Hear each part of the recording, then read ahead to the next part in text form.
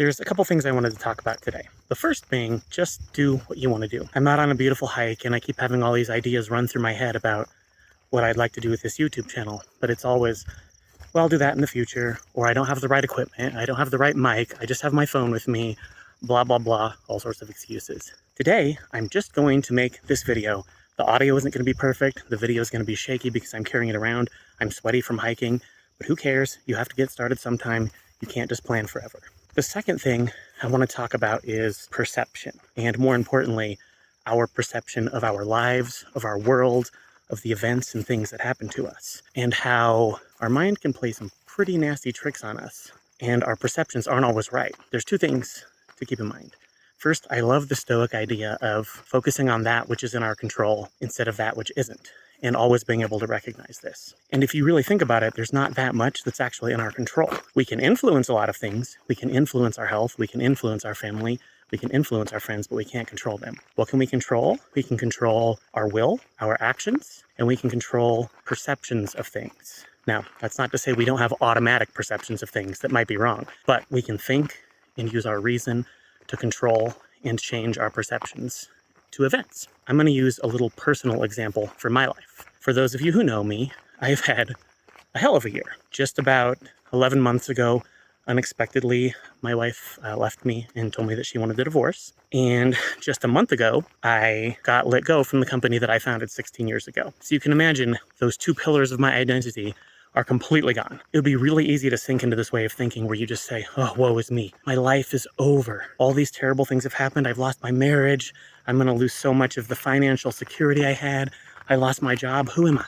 And you could think that. Most people would forgive you for thinking that. However, I want to do a little exercise. Instead of thinking that way, try this on for size. In regards to the divorce, instead of thinking my wife left me, how about I think this is an opportunity for me to practice patience, kindness, and love, even when the other person doesn't want to be part of my life anymore. This is a chance for me to let somebody go and let them find a way to make themselves happy and to not hold a grudge and to still hold them in high regard and think kindly of them. This is a chance for me to rebuild a new life the way I want to at age 41, to evaluate all of the things that I've done, the choices that I've made, and decide, is this for me?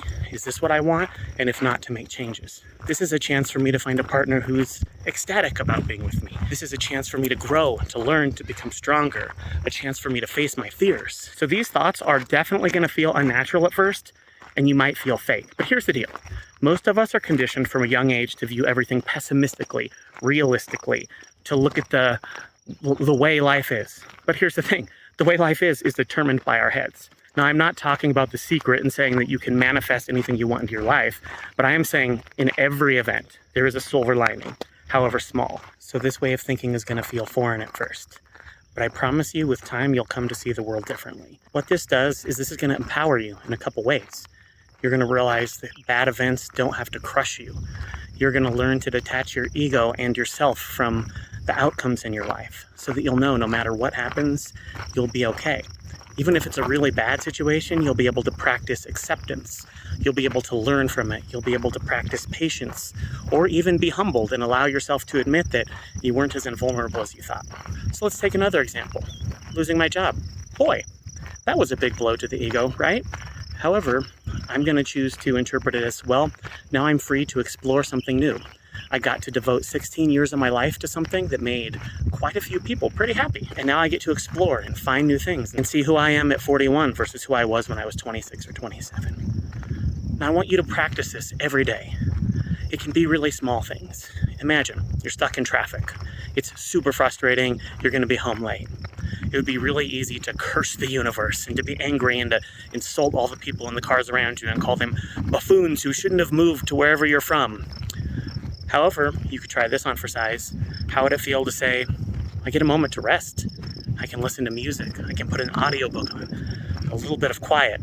Even something so simple as, it's going slow. I'm less likely to get in an accident. These are all ways that you can think about things and alter your perceptions. Now, this is not a skill that comes overnight. You're going to have to practice it, but I promise you that it will help. This last year should have been one of the worst of my life. However, I found that it's been the year that I've grown the most. I've discovered who I am the most. I've both been humbled and grown more confident simultaneously. And I've decided to use this as a time to learn. And I know you can too. So thank you for watching this video. I have no idea what I'm going to do with this channel. I just wanted to make something because this has been on my mind. Take care and let me know in the comments if you'd like to know more.